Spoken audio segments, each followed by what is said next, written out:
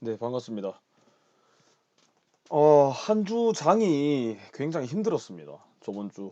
예, 지금 오늘 영상 촬영하는 게 지금 5월 18일, 17일? 네, 17일에서 이제 18일로 넘어가는 날인데, 원래는 주말에 영상 올렸어야 됐어요. 원래 주말에 영상 올리는데, 주말에 좀 약속이 많아가지고 바로 못 올렸는데, 그래서 오늘 이제 월요일 장까지 하고 저번 주 장까지 해가지고 한번 일단은 한 주 분위기나 이런 것들이 좀 어땠는가 한번 보고 하겠습니다.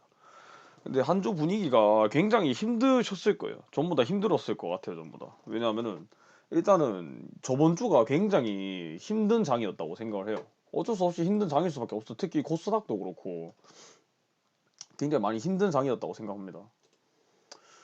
일단 코스피도 보면은 이제 상승 추세에서 벗어나서 하락도 크게 왔었고 저번 주만 해도 저번 주 3일 이렇게 연속으로 크게 하락이 왔었죠. 근데 코스피는 그래도 조금 받쳐주는 양상이었는데 코스닥이 이제 굉장히 많이 좀 이렇게 떨어지는 모습이었죠. 그러니까 반등 쳐주는 분위기였다가 다시 이렇게 끝에 떨어져주는. 그래서 금요일 날에 다시 반등을 조금 치긴 했는데 오늘 또 이렇게 약간 이제 약보합권으로 이렇게 해가지고 이제 음봉으로 마감을 했거든요.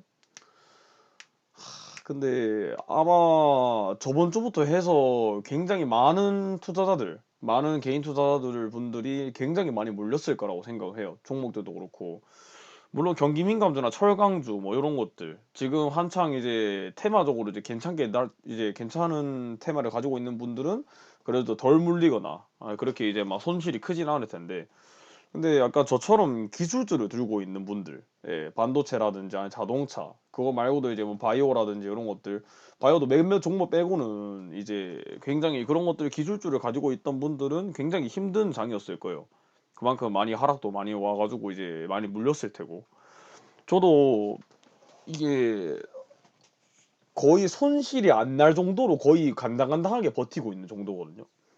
거기다가 저 같은 경우는 이제 예전부터 보유를 하고 있었기 때문에 이런 하락장이 와도 조금 문제가 없고 그래도 버틸 만은 한데 근데 만약에 요 구간 정말 요 구간에서 이렇게 물리고 계신 분들 진짜로 요런 구간에서 물리거나 앞에 있는 요런 곳들 이쪽 파트에 걸리 이제 요쪽에 다 이제 신규 투자자로 이렇게 진입하시는 분들은 이제 정말 버티기 힘들죠. 이게 손실이 그냥 뚝뚝 떨어지는데.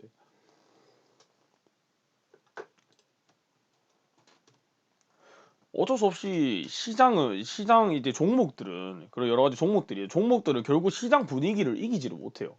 예, 아무리 이 종목이 좋아도 그 시장에서 눌리게 되면은 시장 분위기가 너무 안 좋으면 올라갈 것도 이제 결국엔 분위기 때문에 못 올라가는 거죠. 대표적인 게 이번에 새로 상장했던 이제 SKI 테크놀로지. 요게 가장 대표적인 그거죠. 왜냐하면 원래 이거 이미 이제 공모를 할 때도 그렇고 공모할 때도 이제 공모하는 그 공모액이 엄청나게 많이 모였었고 그리고 실제로도 이제 신문이나 이런 이제 기사들도 그리고 이제 전문가들도 이제 뭐 점상 전부 다 이렇게 계속 예상을 했었는데도 근데 이 EI 테크놀로지가 딱 했는 그날이 딱 이제 하락장이었어. 그러니까 지금 저번 주 수요일인가 그때쯤이었으니까 딱 이제 코스피가 이제 정점 찍고 이제 하락장 타는 시작점이었거든요. 그러다 보니까 이 종목도 결국에는 충분히 올라갈 만한 그런 뭐 종목이었을 수도 있는데 근데 결국에는 시장 분위기가 너무 안 좋으니까 그게 영향을 많이 받았죠. 뭐 그것처럼 지금 뭐 코스피나 코스닥이 지금 굉장히 많이 힘든 상황 그리고 이런 것들로 계속 이제 아직까지는 조정의 분위기를 타고 있다고 봐요. 그러면은 간단하게 좀 제 종목들, 예, 제 종목들은 지금 좀 어떻게 돼가는지 예, 한번 보겠습니다. 근데 저번 주부터 거의 수식장 이걸 못 켰어요, 제가. 못 켰다기보다는 솔직히 이제 뭘 대응하기도 빡센 게, 그러니까 요런 식으로 지금 요런 식으로 떨어져 버리면은 요거는 사실 진짜 대응하기 어렵거든요, 진짜로. 뭐 사실은 이제 요런 하락장이 이제 계속 오는 변동성이 심한 장에서는 이제 보통은 전부 다 이제 전략적으로 현금화를 하고 이렇게 하는 게 사실 원칙이잖아요. 어떻게 보면은 현금화해서 관망하고 그다음에 뭐 물타기 할 거면은 물타기 조금 해주고 그다음에 뭐 좀 많이 내려갔다 싶은 종목들 조금 주고 담고 보통 이게 보통 이런 하락장에서 대응하는 이제 정석적인 방법이라 생각을 하는데, 근데 실제로 개인 투자자들이 그런 걸 막 바로바로 대응하기 어렵죠. 예. 그래서 사람들이 물리는 거고, 개인 투자자들이 많이 물려서 손실이 나는 거고. 저도 만약에 진짜 원칙대로 했었으면은 여기서 나갔어야 돼요. 여기서 이 자리에. 예. 이 자리에서 이미 나갔어야 되는데. 근데 못 나가죠. 다시 반등을 여기서 다시 반등이 나올 것 같고, 그러니까 그런 이제 자기만의 그런 이제 욕심이 아니라, 그니까 내일에 대한 그런 이제 기대감 때문에 사실 못 파는 거죠. 내일 약간 반등 칠 것 같은데, 내일 살짝 올라줄 것 같은데 지금 팔면은 손해 아니야? 이런 느낌 때문에 결국에는 물리는 게 개인 투자자들이거든요. 자기 원칙을 딱 정해놓고 해야 되는데. 그리고 제가 이런 반도체들 이런 것들을 되게 많이 들고 있는데, 뭐 네페스도 그렇고 뭐 테스나 그렇고 아니 자동차 관련주들도 그렇고 지금 물려 있는데 계속 들고는 있어요. 왜냐면은 지금 반도체나 자동차들이 지금 제가 생각했을 때 지금 저점이에요. 예, 제가 생각할 때 저점. 그러니까 지금 팔고 나가기에 저점이라는 거지. 테스트 한번 볼게요. 테스트 봤을 때 여기 지금 120선 지금 이렇게 쓱 올라가고 있는데, 120선 터치하고 나서 다시 반등 쳐주는 모습이죠. 네페스도 보면은 120선 좀 많이 이탈하긴 했는데, 근데 얘는 너무 급격하게 떨어진 것도 좀 있어요. 그리고 상승 추세를 한번 꺾었는데 다시 이렇게 하락장이 이렇게 하락을 했지만, 근데 사실 테스랑 그림 비슷하거든요. 네, 똑같은 이런 둘 다 이제 비슷한 이제 반도체 공정하는 그런 종목이다 보니까 사실 차트가 비슷하게 움직여요.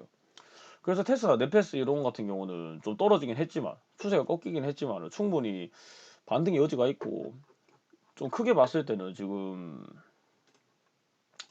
최소 나 그래서 지금 이 부분 여기가 지금 지지선인데, 딱 여기 지지선 밟고 다시 올라왔죠. 지금 다시 반등 치고 있잖아요. 그리고 요 선을 넘어가는 게 아마 힘들 거예요. 여기 지지선. 그래서 지금 그 안에 박스 꺼내서 지금 다시 조정을 주고 있는 상태인데, 다른 반도체들도 한번 볼까요? 일단 SFA 반도체. 얘도 120선 딱 해서 이제 밑에 안 떨어지고 이제 다시 한번 반등 쳐주는 모습. 하나 마이크론. 이 친구 역시 밑으로 좀 떨어지긴 했는데, 근데 그렇게 약간 하락폭이 크지는 않죠. 다시 이렇게 밑에서 이제 다시 반등 쳐주는 모습. 지금 반도체 이슈들이 되게 많이 나왔고, 저번 주에도 반도체 이슈들이 되게 많았어요. 그러니까 그 이슈라고 하기보다는 좀 악재들이 많아져. 반도체 악재들이 지금 계속해서 반도체는 호재가 아니라 악재가 계속해서 작용하는 그런 추세인 거예요 지금. 그 미국에서 이제 미국에 있는 대형 그룹들 이제 반도체 기업들 해가지고 요런 구글이라든지 뭐 요런 기업들 있잖아요. 저번 주에 기사가 한 게 나왔었는데, 이 그룹들이 이제 자기들끼리 이제 반도체를 직접 이렇게 자기 스스로 이렇게 만들겠다? 약간 그런 식으로 이제 자기들이 기사가 나왔었거든요. 그러니까 국산화를 하겠다는 거지, 자기 입장에서, 자기들 입장에서. 근데 그런 걸로 이제 악재가 작용돼서 반도체가 그때 또 떨어지긴 했었는데, 그래서 요런 지금처럼 요렇게 시장이 조정장이고 계속 위태위태하고 이렇게 왔다 갔다 하는 변동성이 큰 장에서는 사실상 이런 호재보다는 악재가 더 많이 크게 작용해요. 그러니까 호재가 있어도 이제 오히려 많이 안 올라가고, 오히려 이제 악재가 있으면 떨어지는 그런 장인 거죠. 예. 그리고 코스피라든지 코스닥 상황을 봤을 때 지금 굉장히 올라와 있잖아요, 사실. 뭐 여기서 조정 주고 이렇게 해가지고 계속 어떻게 보면은 사실상 횡보하는 건데, 그런데도 근데 사람들은 이제 아직 두려운 거지. 공포심이 많은 상태라고 봐요, 저는. 예. 그렇기 때문에 누구든지 함부로 진입하기도 어려운 거야. 그렇다고 이제 뭐 진입을 해가지고 뭘 들어가 보자니, 뭐 경기민감주 이런 것들, 뭐 철강이라든지 아니면 뭐 조선주 아니면 해운 이런 것들 들어가자니 얘들은 또 너무 고점인 거야. 건설주부터 해가지고 이제 이런 것들, 조선 다 지금 고점인 거야. 그러니까 사실상 개인 투자자들 들어가기도 어렵고, 그렇다고 해서 반도체 이런 것들 이제 뭐 2차전지나 이런 자동차 관련주들 말고 뭐 다른 거 들어가자니 또 그것도 들어가기는 지금 너무 막 계속 떨어지는 거야. 그러니까 너무 대응하기 힘든 장인 거죠, 지금 장이. 그래서 근데 요런 하락장에 대해서 조금 더 얘기를 해보자면은, 저는 요런 하락장을 그 기회를 만들었으면 좋겠어요. 그러니까 요게 떨어진다고 해서 물론 이제 쫄리죠. 저도 사람인데 이게 막 떨어지면 저도 막 기분 상하고 이제 막 속상해요. 막 솔직히 막 진짜 막 멘탈도 막 많이 깨지고, 막 돈 원금 손실 나기 시작하면서 그때부터 이제 사람도 초조해지거든요. 아무리 이제 투자 원칙을 지킨다고 해도 어쩔 수 없죠. 결국에는 이게 돈이 걸린 거고 결국 그런 거에 민감할 수밖에 없으니까. 근데 요런 하락장에서 좀 더 기회를 만들어내야 돼요. 그래야지 수익이 나는 거고. 대표적으로 이제 코로나 때 그냥 많이 겪어봤을 거라 생각을 합니다, 전부 다. 이 코로나 때 이렇게 쭉 내려갔잖아. 저 종목들 다 바닥쳐요, 그때.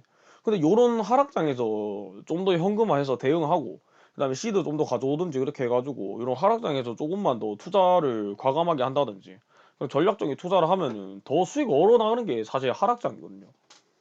위기는 기회다라고 말을 하잖아요. 그게 정말 틀린 말이 아니고 주식장에서는 좀 그런 움직임이 많이 필요하다 생각해요. 특히 지금처럼 조정장이 계속 올 때 타이밍만 잘 잡고 요런 사실 의심스러운 의봉하면 음봉이 한번 뜬다. 사실 음봉이 좀 크게 나오긴 하죠. 요렇게 앞쪽에서도 그렇고 다 크게 한 번씩 나오고 뭐 크게 뚝뚝 떨어지잖아. 사실 대응하기는 힘들어요. 맞아요. 대응하기 힘든데 요런 하락장에서 자기만의 전략을 세우셔야 돼요.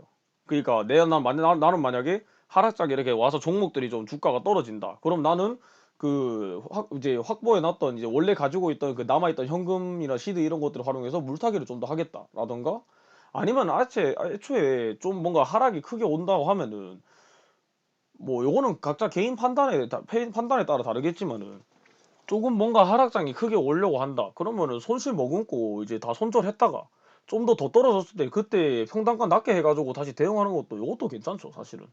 각자마다의 그런 대응 방법들이 굉장히 많이 있는데 요런 하락장을 오히려 기회로 삼는다면은 오히려 이제 기회가 될 수도 있는 거죠. 예, 더 이제 자기한테 더 수익을 가져올 수 있는 거고.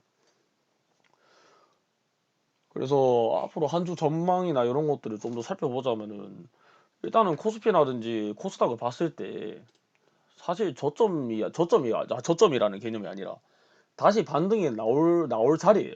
그러니까 요걸 어떻게 반등이 이제 나와줄지 그거는 이번 주를 기다려 봐야죠. 뒤에 어떻게 될지 모르니까. 근데 일단 저는 다시 반등한다고 생각합니다. 그리고 3,100선까지는 절대 안 깨져요. 예, 코스피도 그렇고 코스피 3,100선까지 절대 안 깨질 것 같고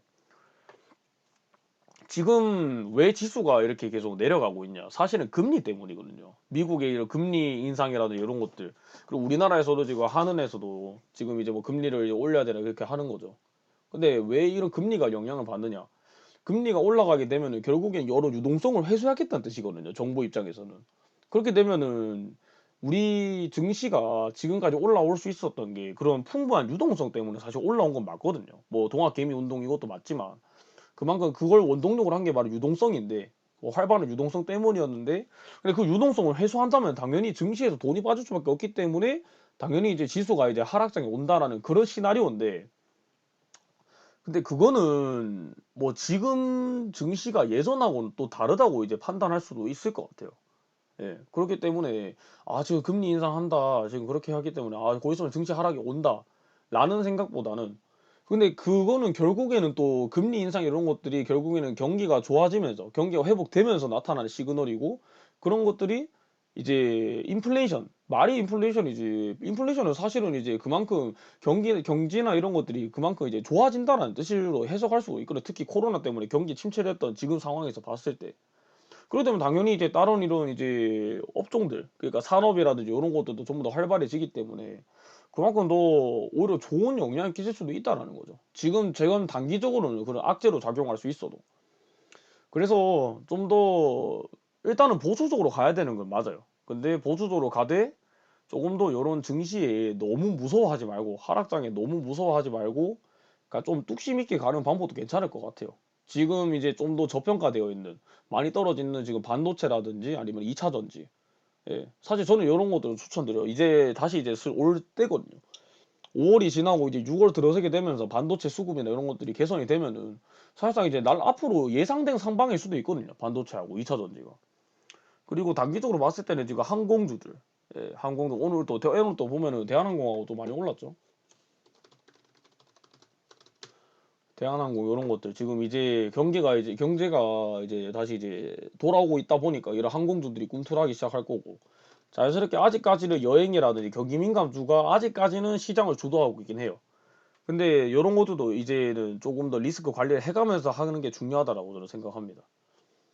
그래서 이번 주는 이런 반등이나 아니면은 좀 더 이제 그냥 보합으로 가는 계속 횡보해주는 그림이 나올 거라 생각하고 아직까지는 이제 경기 민감주라든지 요런 것들 뭐 은행주도 그렇고 아직까지는 요런 것들이 주도를 하고 있지만, 근데 지금은 이제 다시 추세가 좀 바뀌고 있는 시기인 만큼 그런 것들에 대해서 잘 대응을 해야 됩니다.